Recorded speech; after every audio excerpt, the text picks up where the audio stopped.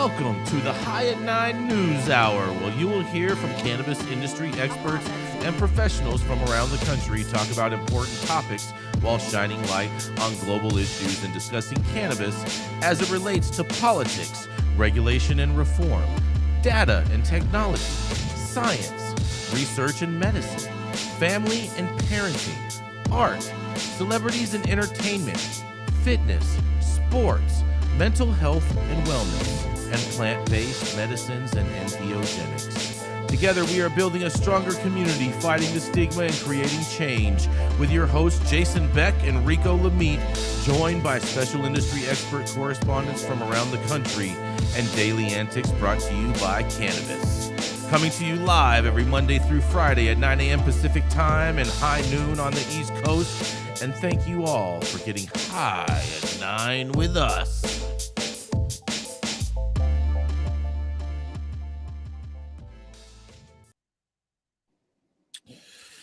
Oh, yeah. Good morning, everybody. It is Wednesday, March 1st. It's Hump Day. And today is National Pig Day, National Horse Protection Day, Self-Injury Awareness Day, National Minnesota Day, National Dadgum Day, whatever the hell that is. The Good Guy, that's Good Guy, National Fruit Compote Day, and National Sunkissed Citrus Day, and finally, National Peanut Butter Lovers Day. I love peanut butter. Thank you for joining us and getting high at 9 with us. It's also high noon on the East Coast. And please remember to like, share, and subscribe to us on all social media platforms. You can use that little QR code right there in the top left-hand corner of your screen to find out where we live on the internet. And we're live every Monday through Friday on YouTube and audio only on Clubhouse. If you are joining us in Clubhouse, you can also participate in the show by raising your hand if you have a brief comment on the story most recently presented. So, coming up first, I'm going to deliver today's first story today because we got a couple people that are late today. But nonetheless, we're going to keep it moving for you. All right? So, without further ado, let me pull this story up for you. Where did you go, story? There you are. There you are. All right, you guys, here we go. So this story is in regards to the story that I talked about on Wednesday. And I love this kind of story because we have a prosecutor backtracking on his statements. And so let's begin the story. Okay, so maybe those gummies didn't contain heroin or fentanyl after all, he says. Montecito DA walks back statements about heroin and fentanyl and smoke shop gummies. On Friday, I told you that the Montgomery County District Attorney's Office had sent out a red alert over THC-like gummies containing fentanyl and heroin. This discovery came after two non-fatal fentanyl overdoses that investigators had traced to gummies purchased at Tobacco Hut smoke shops in Montecito.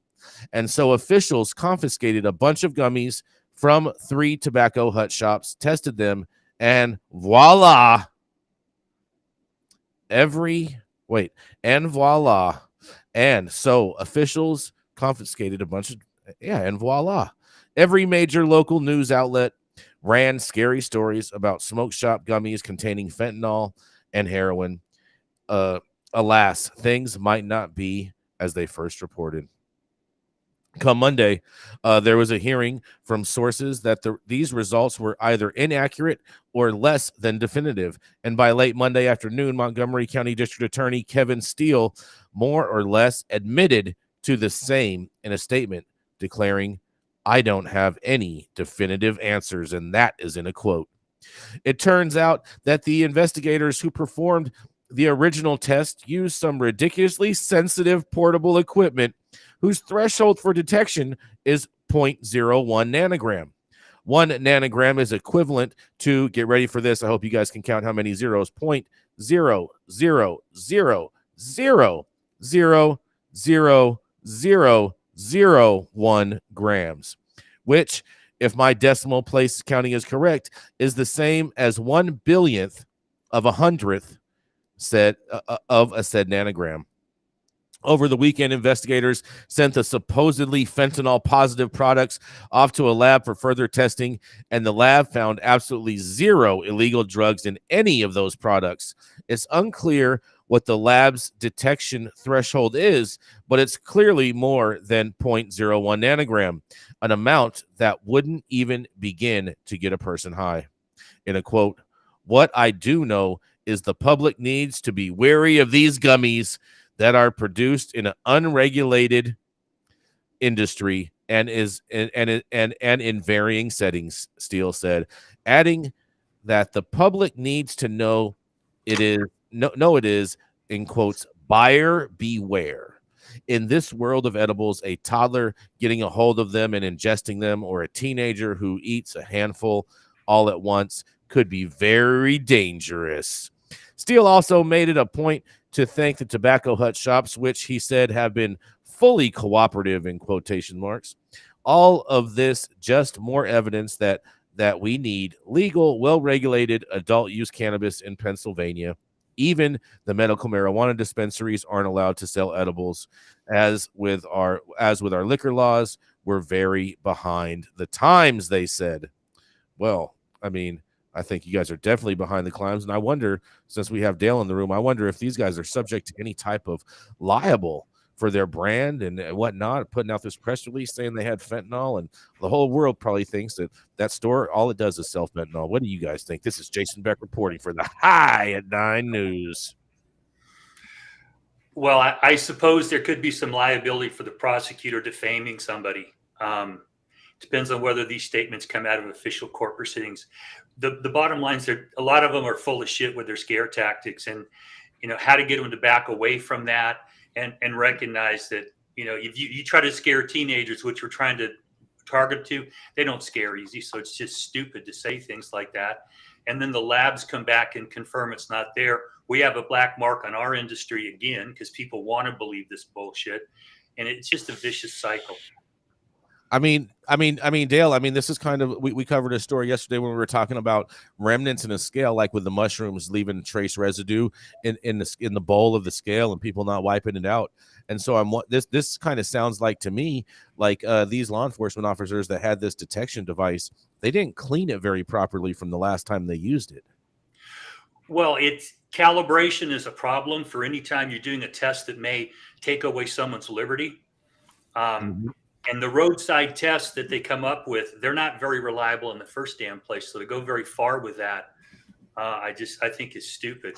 My story today is about testing too. And the standards for the testing are unbelievable. If you've ever taken chemistry, I took organic 40 years ago, but in some chemistry, if you touch the beaker, it screws everything up because there's enough oil on your finger to screw these things up.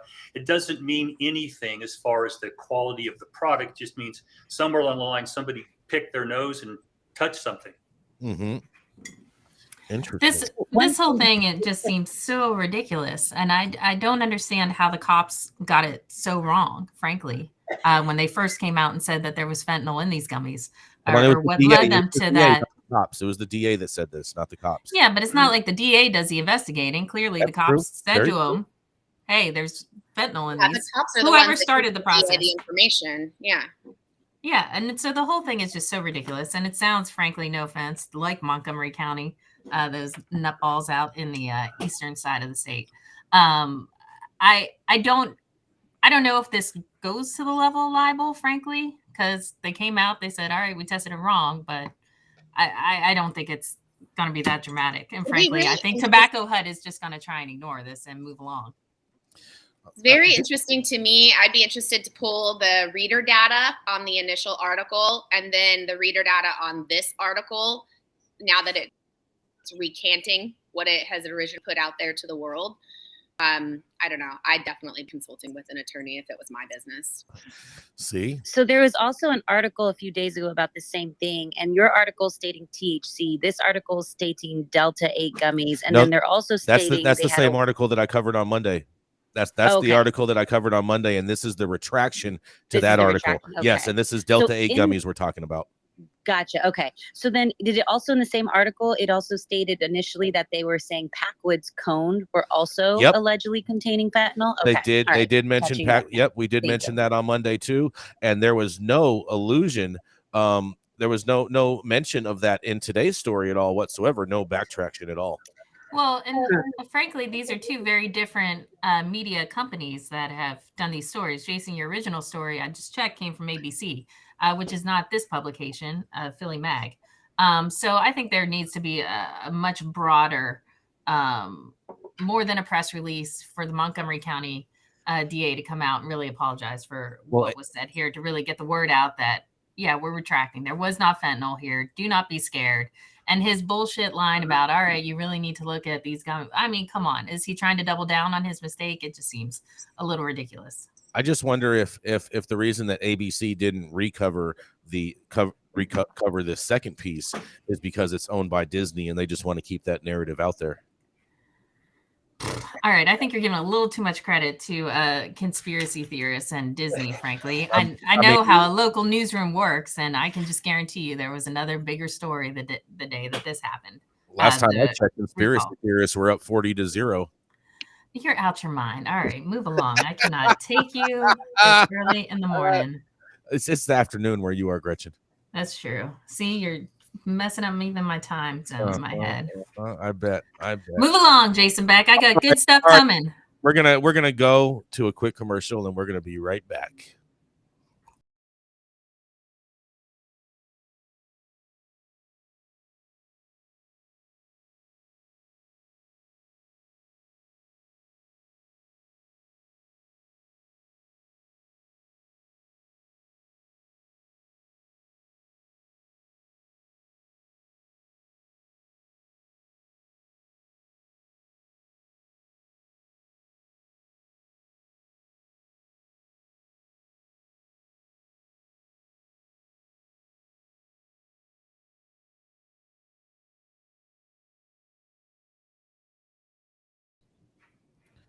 Oh, yeah, that's right. Coming up next, that's right. We got Gretchen Gailey. Gretchen, is your guest with us? Is he? He is. He is with us. Okay. All right. Perfect. So, coming up next, that's right, is Gretchen Gailey. When she's out on the hill, you can find her representing her business, Panoptic Strategies.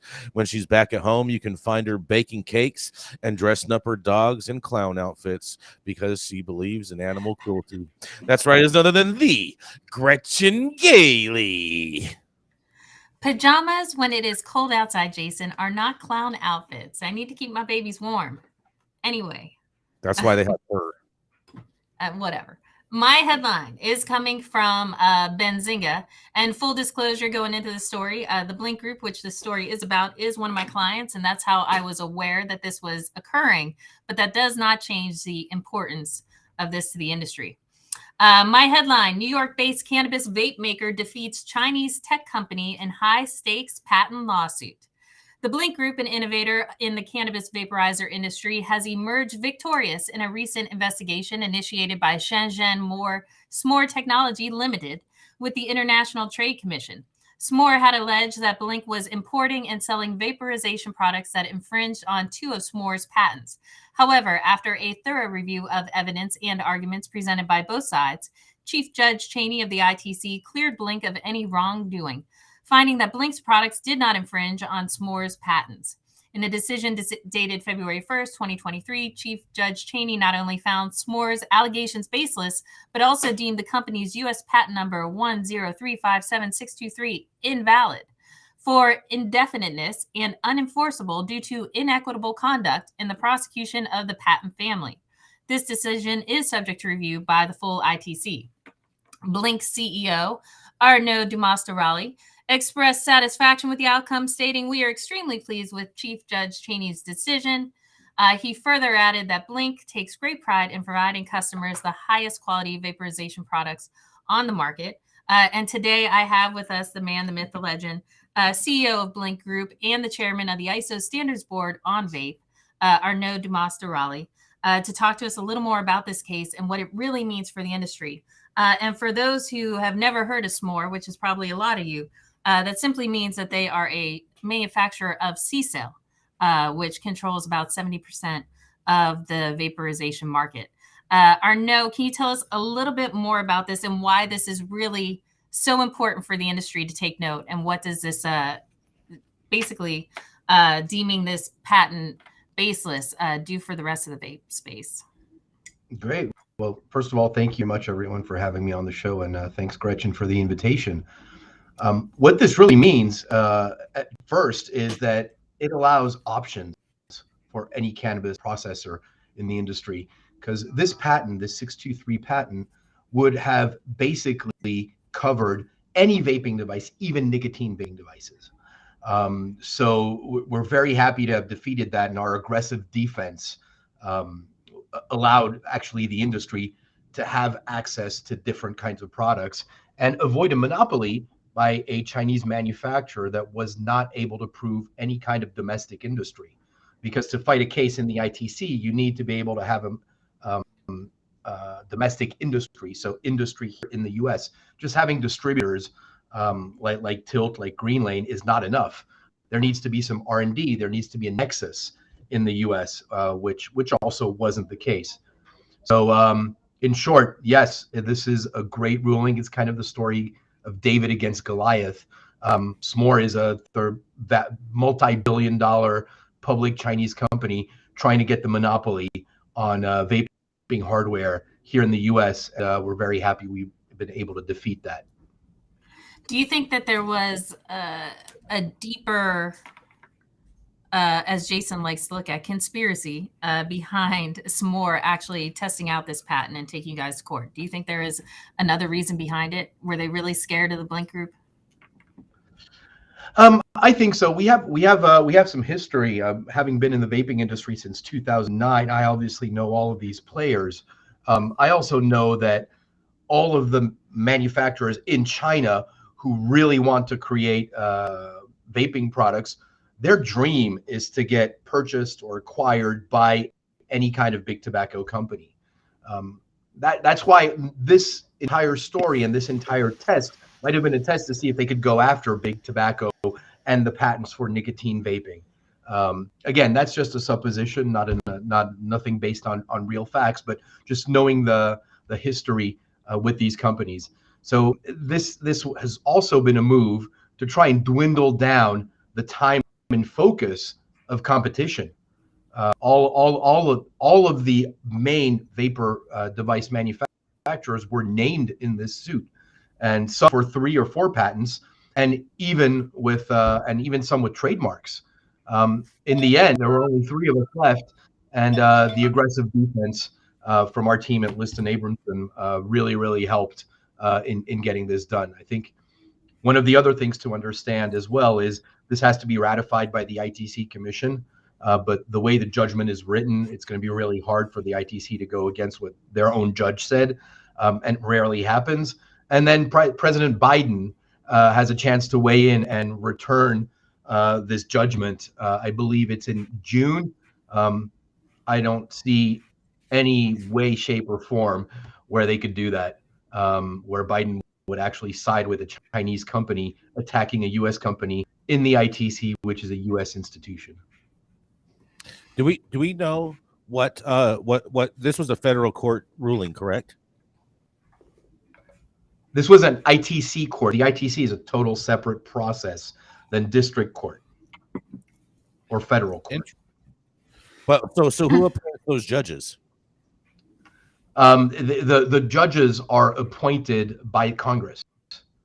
By Congress. And the judges, yes, judges from the ITC court. And the ITC court itself is called the International Trade Commission and has very limited time to prosecute these cases. That's why this case went fast. It lasted 1.5 years, and there is no monies involved. We won, but we cannot recuperate. There's no exchange of monies involved. That happens in district court. What could have happened if we had lost here is we would have had an exclusion order to import the products that we manufacture in our Chinese facility into the U.S. And it would have been the case for everyone else named in this court case, of course. So this sounds like a big win overall for American technology, in regards to the war that's going on between the U.S. and China, with them infringing on everyone's patents and whatnot and stealing everyone's IP from the States. Is that what you agree with? It definitely is. It's even worse. I mean, you have a Chinese company that is attacking American businesses in America in an American court. So it's kind of like the worst thing you can do. Do you see any type of appeal that the Chinese would have to go against you guys? There is an appeal process. It's very strict. 7 days after the judgment, the appeal has been filed, and that's when the ITC commission is allowed to either confirm, the judge say, no, we got to look at this again. But the timing is very, very short. So this is something that really rarely happens. Is that 7 business days or just 7 days? 7 days. 7 days. Do you the judgment was from February 1st. They had until February 8th to file. Oh, got it. Okay. So perfect. It's over. Yeah. Yes. So this is totally over. Yeah. They have filed. They have filed motions. But for now, nothing has been done about it. And usually the percentages are very low where the ITC commission goes against the ITC judge. Very, very interesting. So Arnaud, on one separate last thing, if you want to say about Blink, or any, vape technology that people are looking into, because we're always discussing the safety of vape and this or that. And I think Jason hates it, but whatever. Jason hates everything. What would you tell folks who are trying to understand the best way to find good vape technology, or what should they really be looking for? I think it's, to be honest, just buy from respectable companies that will do their good due diligence. And that's the big issue, since all of these products are made in China. They are literally just distributors. So even when you buy C-cells, they're being distributed by a manufacturer in China. You have to understand if your supplier knows what's going on throughout the entire supply chain. You have to look for serial numbers. If you have cartridges that have no serial numbers on it, then they can be from random batches or bought on Alibaba for 50 cents. And most importantly, the hardware is great. The oil is great, but both of them form the product. And if one of them is bad, it'll be bad consumer experience. So having a visibility on the COAs and what the oil is like inside, whether it's resin, rosin, or distillate, is super important. So please just look out for those COAs and make sure that the products are legit, have a serial number on them. You usually see them on the bottom of cartridges or on the lips of batteries, which is very, very important. Without that, you can be sure that they're just made in a sweatshop. Yeah, I got hip to that recently about the little serial numbers on the bottom of the vape pens, on the bottom of the batteries. But where do you say that they put these serial numbers on the cartridges?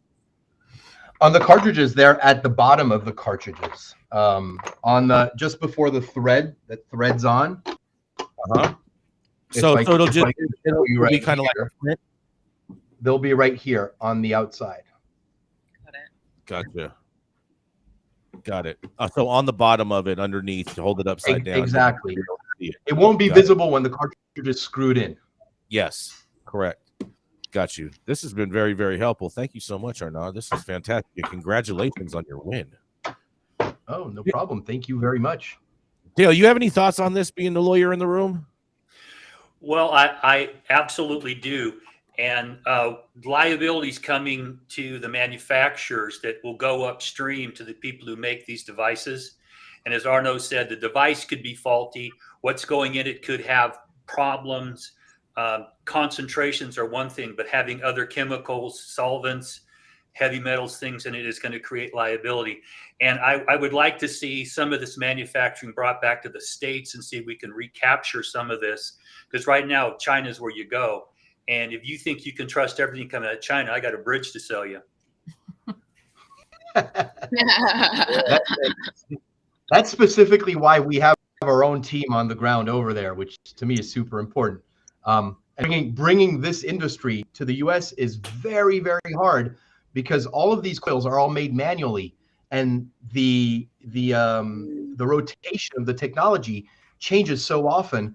We've estimated and done this project 2 or 3 years ago to fully automate a line in the US. We'd need to be able to pump out 5 million carts a month at $4. Today, a cart goes for maybe $2. And 5 million carts a month is probably what's sold in the entire US. So it's really, really hard. That said, there are ways to bring in some of the customization that's done, like on our devices. When you want to brand the ring, that ring can be done in the US and shorten lead times for processors and consumers.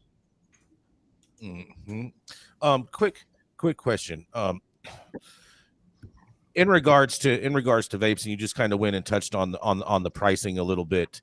One of the main reasons that we don't manufacture these products in the US is because they would be too damn expensive because of the cost of our labor versus the cost of Chinese labor.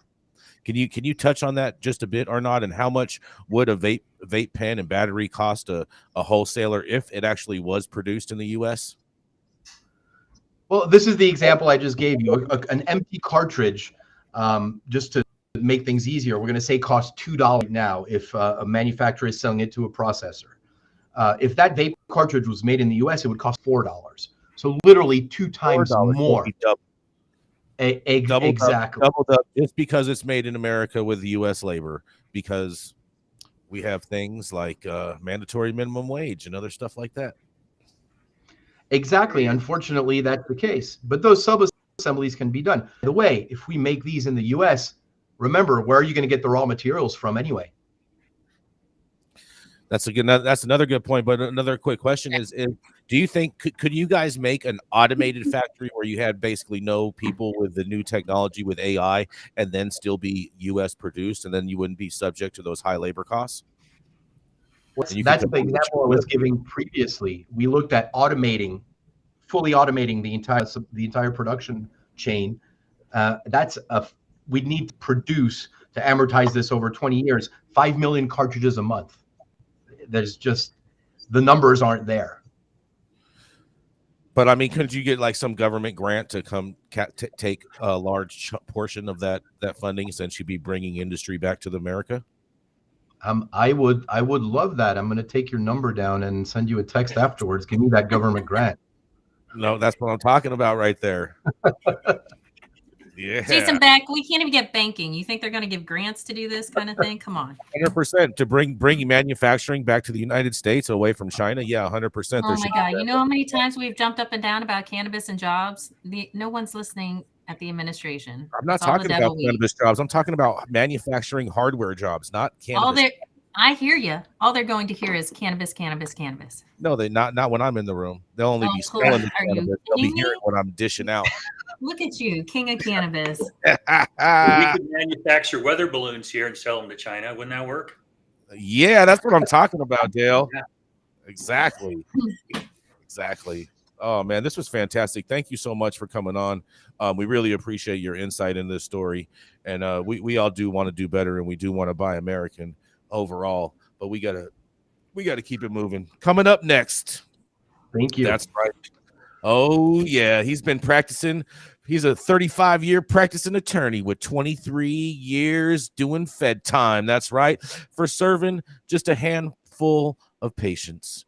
That's right, trying to make sure that they had access to their medicine. But that's right. But now he's the proud co-founder of Armada Law Corp. It is the Dale Schafer. Good morning, everybody. Today's story is the ongoing saga of testing lab shopping. I believe it was back in January, we talked about a story about Curaleaf here in California that got sued for false advertising and unfair business practices, excuse me, for overstating the THC content. Well, today's story comes out of Arkansas. It's from Law 360, Mike Curley, and the headline is Medical Cannabis User Says Companies Inflate THC Content. Oh my God, I'm so shocked, right? Well, it seems that last year they filed a federal class action, the same group, and they decided to go to state court. So the plaintiff in this case is a medical cannabis user in Arkansas, has their card, and he's claiming personal injuries on top of liability for false advertising. And this is being set out under the Arkansas Deceptive Trade Practices Act, which is somewhat similar to our act here in California, and every state has them.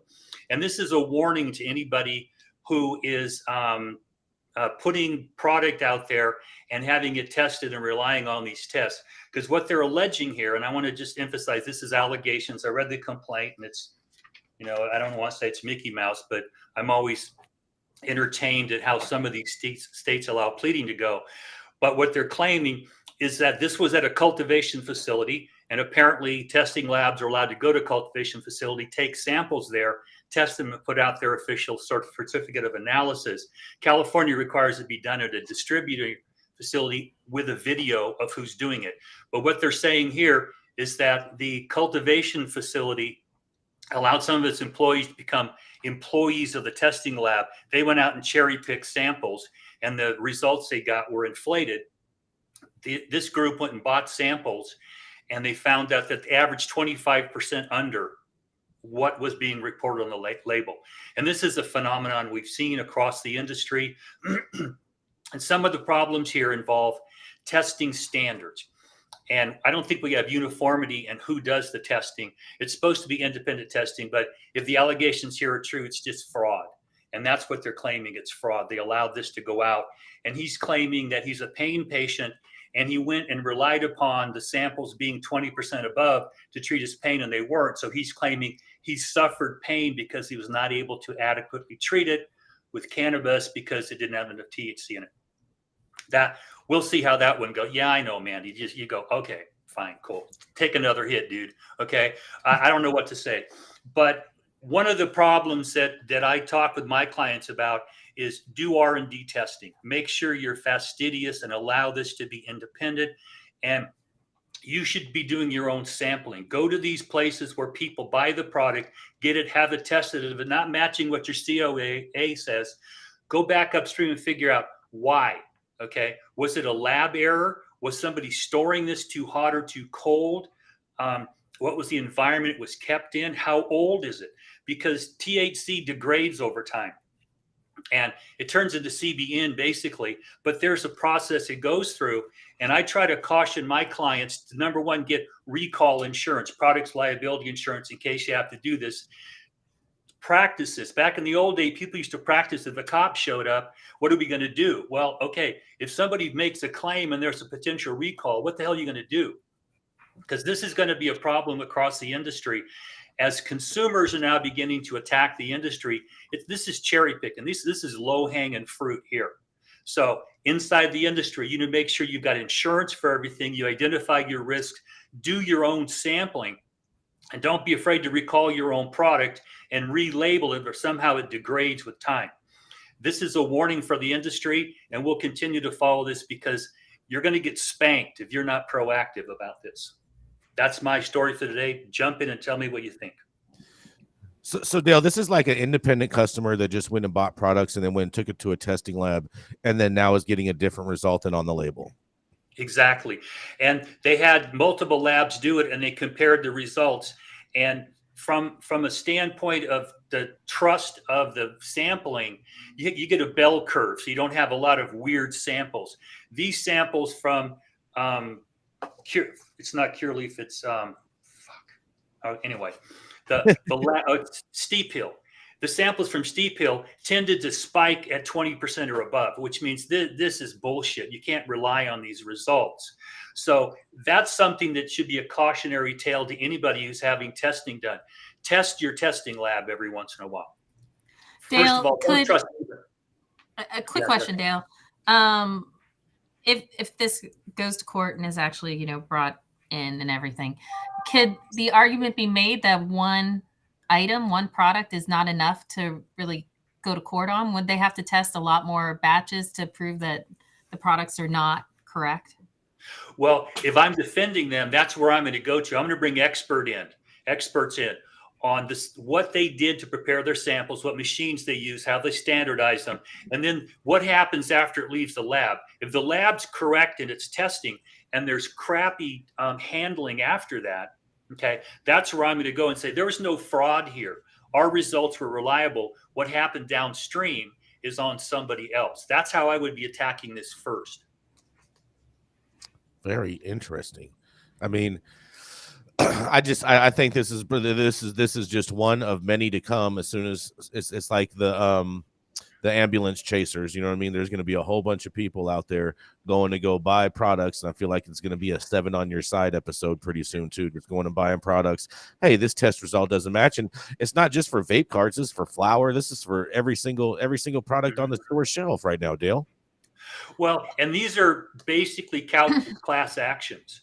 Now, this, when I read the complaint, I didn't see anything about a class until I was almost through the complaint. We file class actions in California and in the federal courts. You state your purpose. We have a putative class, which means we got a bunch of people in the same or similar situation, and we are going to represent them. That's how this gets very expensive for the people who manufacture or do the testing if you're caught up in these, because you may have hundreds, if not thousands, of people come after you for nominal damages, but they add up to millions of dollars. So you need adequate insurance. You need a risk assessment all along the supply chain and understand where your liability might be, and check up on your, put in your contracts that if somebody takes it and handles it after it's been tested, they have responsibility primarily if there's some degradation of the product or something comes up from their handling. These are internal discussions that I have with my clients all the time. If enough people start doing this kind of testing and looking at just random products, I mean, couldn't this, from a girl who loves standards and regulations, couldn't this be a good thing for the industry? Could this push the feds, the government, the FDA to finally maybe deal with it if there is a public outcry? Well, I would hope so. And in California, you have to put certain things on the labels. Okay. So it's a mandatory thing that you label it. And if it's so untrustworthy in the supply chain, they may have to go back and amend these regulations. So it's not a per se violation that you have a number that's not copacetic with your COA. These are part of the ongoing tightening up the industry. It just may not be realistic to hold someone to a standard unless you have other boundaries or parameters on it. If a certain sell by date, or it goes back and it's be retested, something like that, because this is going to kill some businesses. And if you get caught bare, don't have insurance, and this happens, it'll kill your business. I'll tell you what, all these ambulance chasers are going to go to these dispensaries and ask them for the oldest product on their shelf, and all of a sudden those items are going to be selling now. And they're going to go and get them tested, and all them companies are going to get lawsuits. What do you have to say on this? All baloney. I don't think the average consumer is anywhere remotely close to going and getting tested. They are already complaining about the price tag they're paying for the product at the shelf anyway. So why would they pay more to go get it tested? And also, like you were saying, Dale, there's just so many factors that are not, in check here. I mean, where it's stored, how old the product was compared to when it was manufactured versus when it was tested versus how old it or how long it's been sitting on the shelf. There's so many factors that could come into play here. It's just ridiculous. And also, well, and realistically, what happens, Manndie, is these cases get settled. Okay. And most cases don't hit a jury trial. So when you file this, and the more you can tag on to the cost to a business, or basically the insurance companies. I used to be an insurance lawyer, and we look at risk benefit cost analysis, things like that. And sometimes you just pay them off and get rid of them. And there's attorney's fees provisions in a lot of these. So the attorneys that do this, take these class actions, they're going to get paid. Okay. So it's very costly, and very often you get these settled. But anytime you settle, the insurance company is going to demand, we're going to an internal review before we insure your ass again. You're going to insure us. This is not going to be a problem. And so the insurance industry will tighten this up as soon as they take a few good hits. And then you may not be able to get insurance. And then are you going to do business without insurance? I don't recommend you do, but it's going to be a tough sled as the consumers come into this and spank this industry for things every other industries have to been responsible for since the Food and Drug Act came about 50, 60 years ago or more, back in the 30s. I get what you're saying, Dale, but are they able to come in and bitch? I mean, because the FDA isn't regulating it. So, well, for the cannabis industry, you get right standing, if you will, from state law. And when you go to federal court, you typically hijack the state law up with you.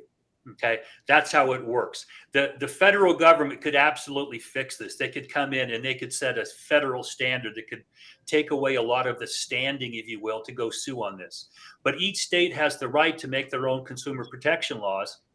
And if you're doing anything in this industry that could get you in trouble, you need to have a team that's aware of that, in contact with your insurance companies, doing R&D testing, a risk assessment person or department in your company. Because I'm just telling you, this is going to kill some people in the industry. I almost feel like it's time as a manufacturer in the space. You know, there's so many warning labels that we're asked and expected to put on our packaging. I mean, we have to put the Prop 65, this may cause cancer warning. There's just so many ridiculous things that we're required to put on the packaging. And I can't help but wonder if it wouldn't be smart for manufacturers to start adding a line on their packaging that says, over time, products potency will likely degrade. Or I mean, instructions, right? Because I haven't seen a single cannabis product. I mean, I'm sure they're out there, but I haven't seen one that says store this product at this temperature, right? At all times. Yeah. Well, it's not being it's not being included in the contracts we're working on because the distributors don't want to take on the responsibility. And a lot of it involves insurance risk assessment. How do you get identification from others? There's subrogation. It's a whole lot of nonsense that goes into this, but it's part of a risk assessment that any company that makes a consumer product has to go through. And Manndie, I agree. If we put something else on there that hits 20% tested, but a disclaimer, this could vary over time, blah, blah, blah, blah, blah, would that be enough? I would think that would take away, oh, you told me this and it wasn't this. Yeah, we told you this, but we warned you it may not be. These are some things that would be litigation strategies or, warnings on labels. But Dale, wouldn't you write it much more broader in the sense that you would put something on there is saying that cannabis products known to contain THC are known to degrade over time? Well, yeah, and I not only in the label, but that would be included in the contracts as to why you would have the identification rights from somebody who doesn't handle it properly. Okay, because that's where the rubber meets the road. You sue these and put 10 people in court and they're all insured. It's like, well, who really is the bad guy here? And if you have put the bad guy onus on the person who started improperly or whatever, then they pay basically the lion's share and everybody else gets out. These are litigation realities. But if you ever end up bare, man, this is a killer. It's just really a killer. You need to do the analysis with your attorneys and insurance people and your risk management folks and have an eye on this, because this is another one of those circling the drain type of events. If you're not careful, you will go down the toilet. Oh, man. Oh, thank you so much for that, Dale. We appreciate that. We got to go to a commercial real quick. We'll be right back.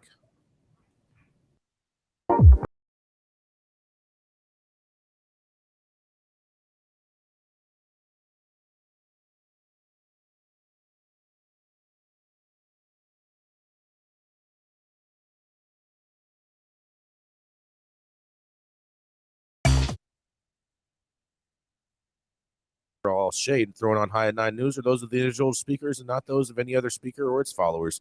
The statements do not constitute legal or accounting advice, and our speakers make no representation regarding the legal status of any substance in any country, area, territory, or any authorities.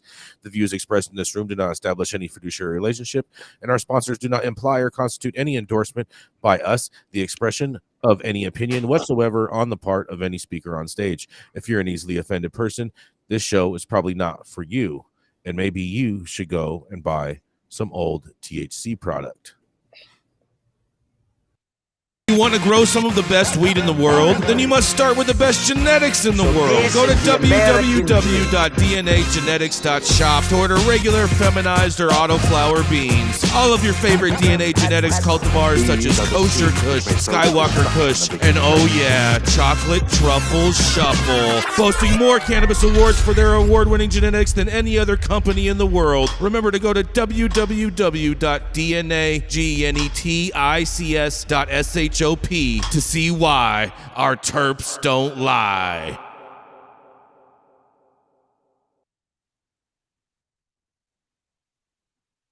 Oh, yeah. Coming up next, it's Manndie Tingler. That's right. She's an Emerald Cup judge searching the world for the best edibles. She's also the owner of Canagram, a delivery service up in the Sacramento area. And, of course, the founder of the Women's Cannabis Awards, hoping to show everyone how cannabis lifestyle, being a mom, and an executive lifestyle all go hand in hand. That's right. It's Manndie Tingler.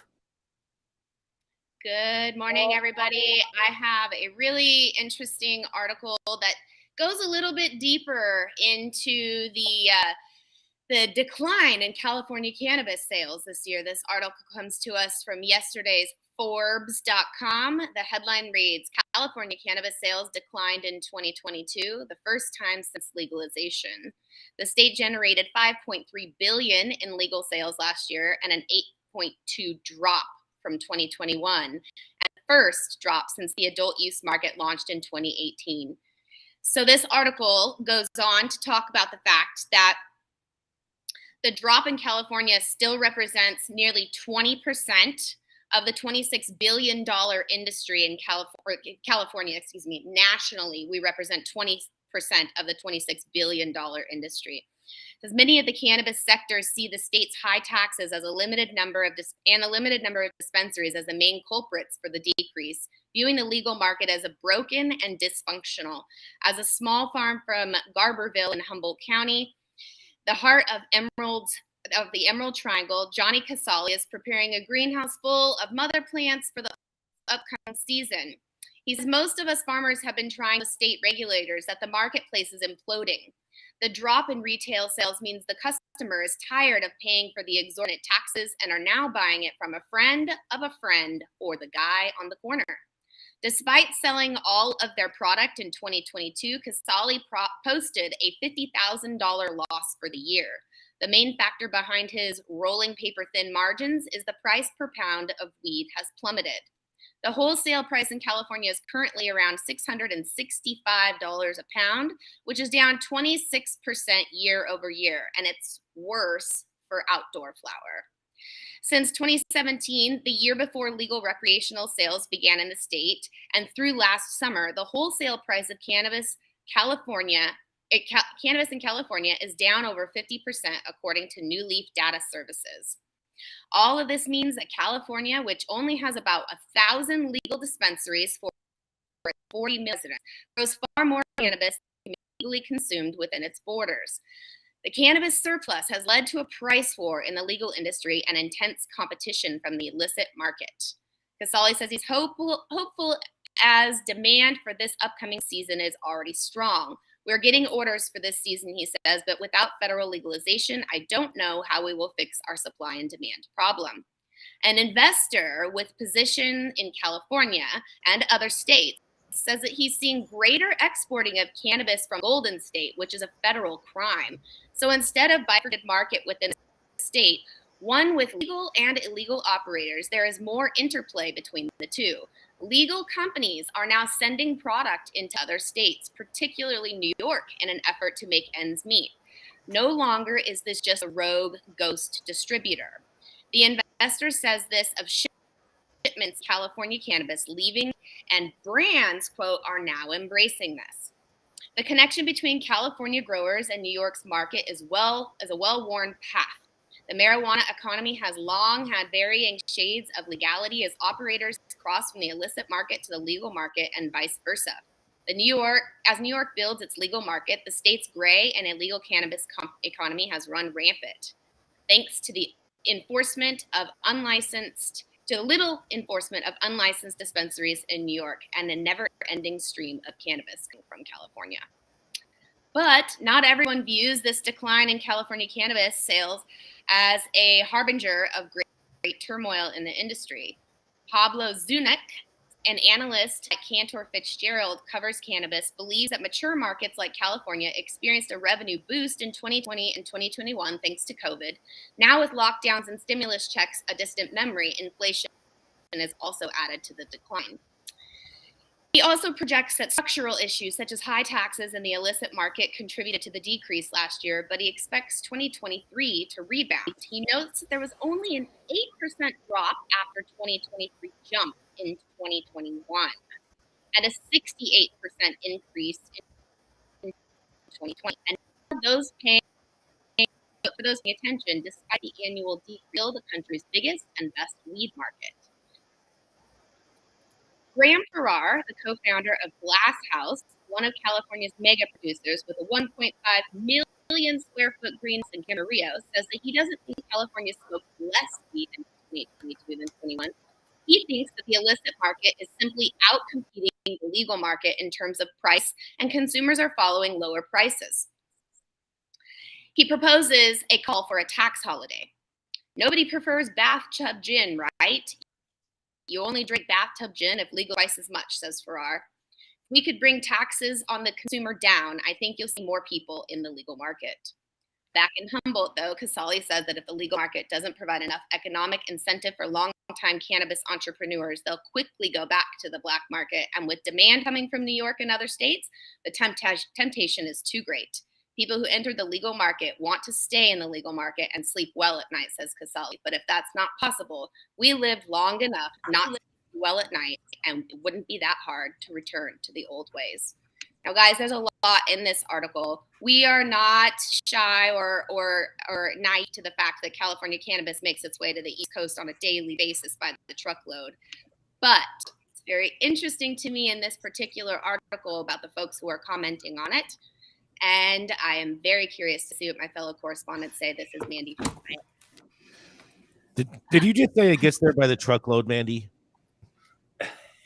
Oh, hell yeah. Okay.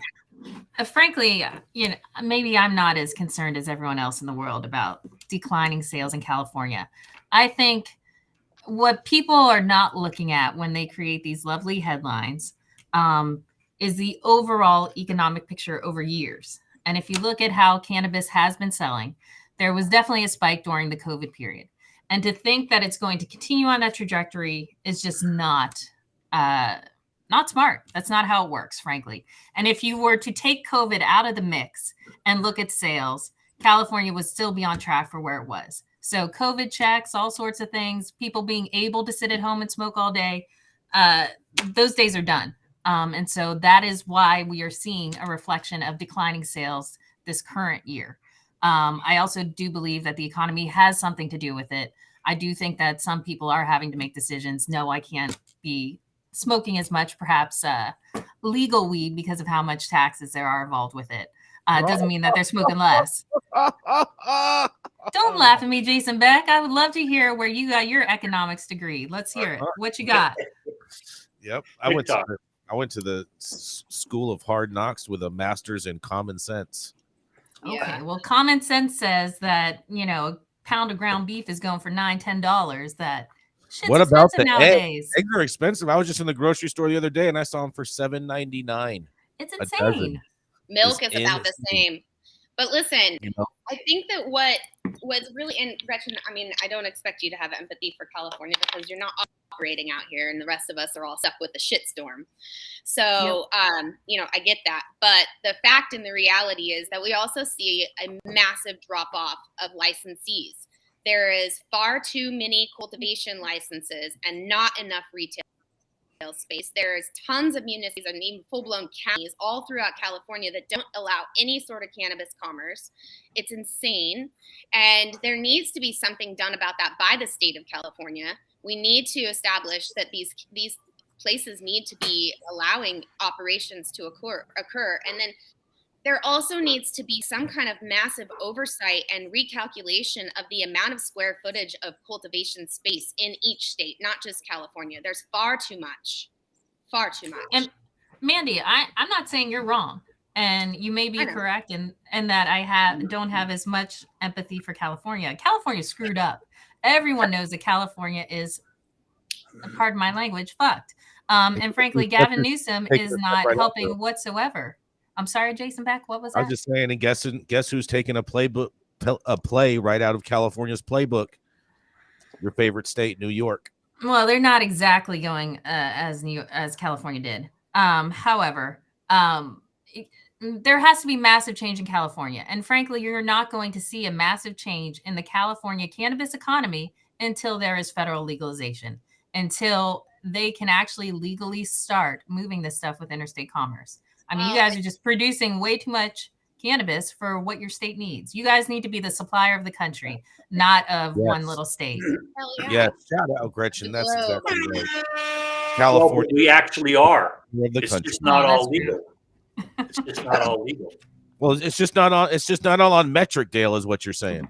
Well, yeah, and if the rest of the nation's not watching the over-regulation, over-taxing, the local control fucking nightmare we have here in California, then you're learning nothing from us, because that's the problem. The more you try to rein in this dying industry, the more the unregulated market, the black market, we're told not to say that anymore, but the unregulated illegal market just thrives. Because that's where the money is. People go where the money is. It's like squeezing blood from a turnip to run a business in this industry legitimately. It's very difficult. And then when you have everybody attacking you and you got all these problems, I have a client who can produce a pound of weed for like 25 cents a gram. Okay. And he did that. And, he can compete at $100 a pound. But most people, they mark their price at $2 to $4 a gram. That they need to get to run their business, and you just don't have the margins. If the cannabis economy takes another shit like it's about to do, and the price drops out, it's all going out of state because it can't run through the industry and people be profitable.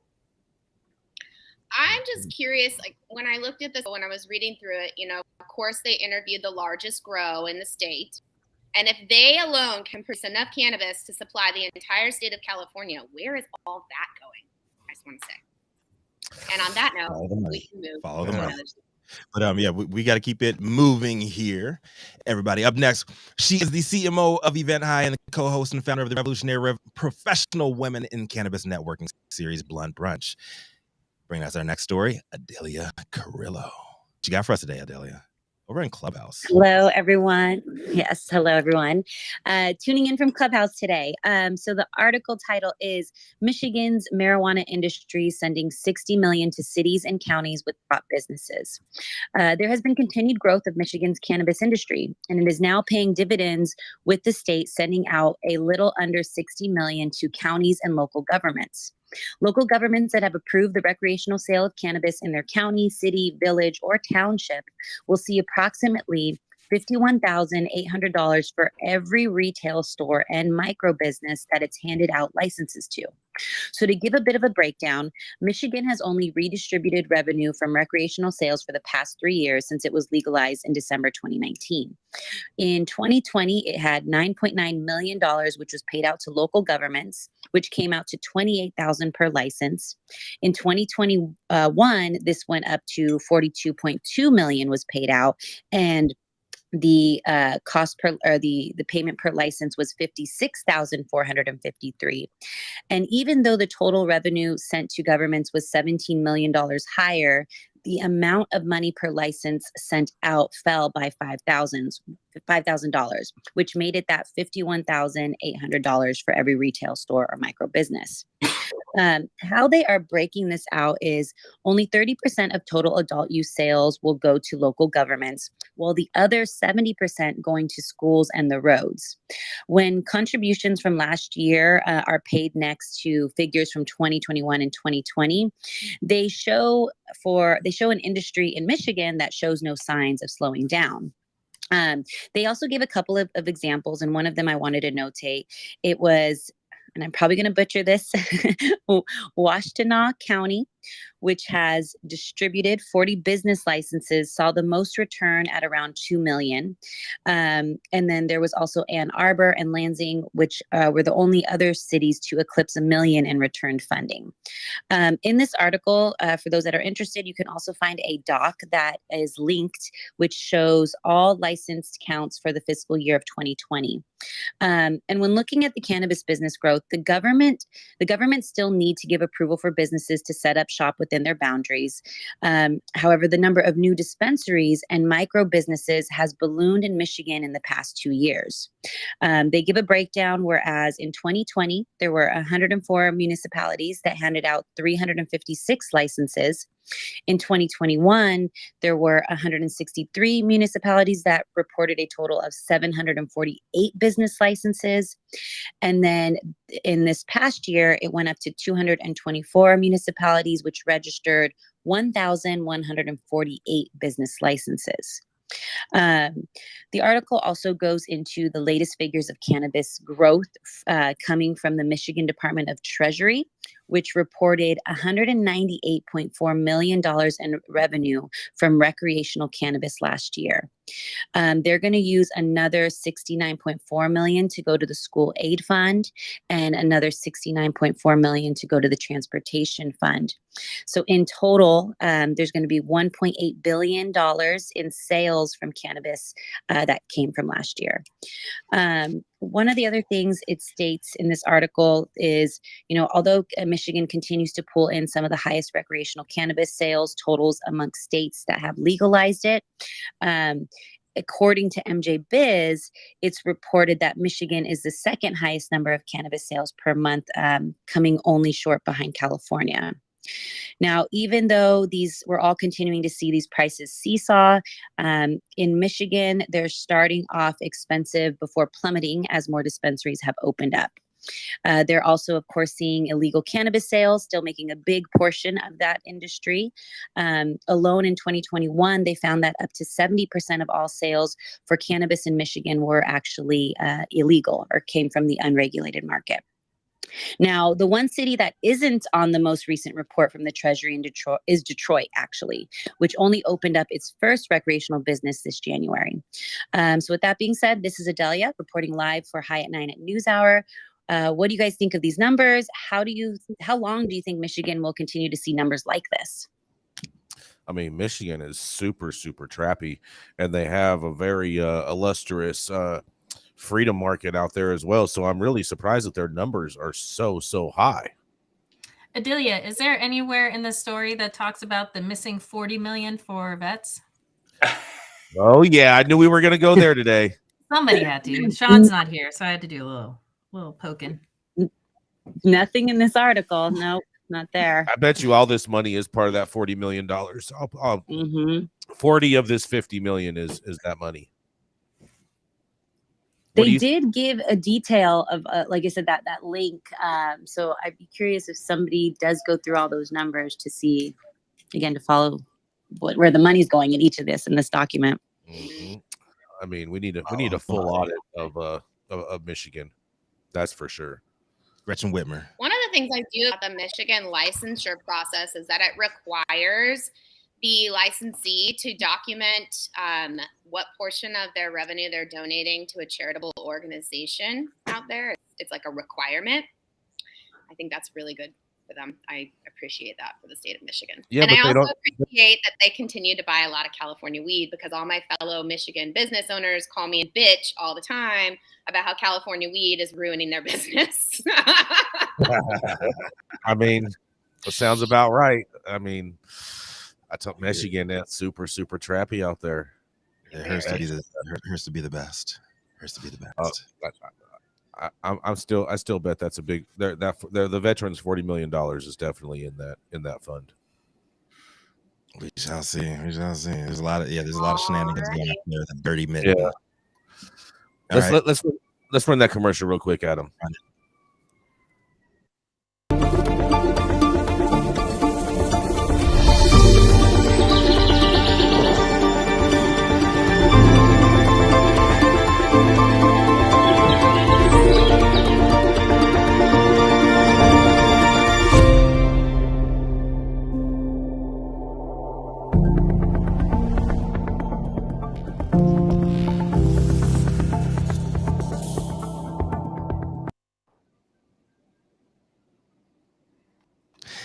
Thank you all for tuning in for another great episode of High 9 News. Catch weekdays 9 a.m. Pacific and high noon on the East Coast. Big shout out to the live audience members and online supporters giving us feedback on the daily headlines of chaos known as the developing cannabis industry.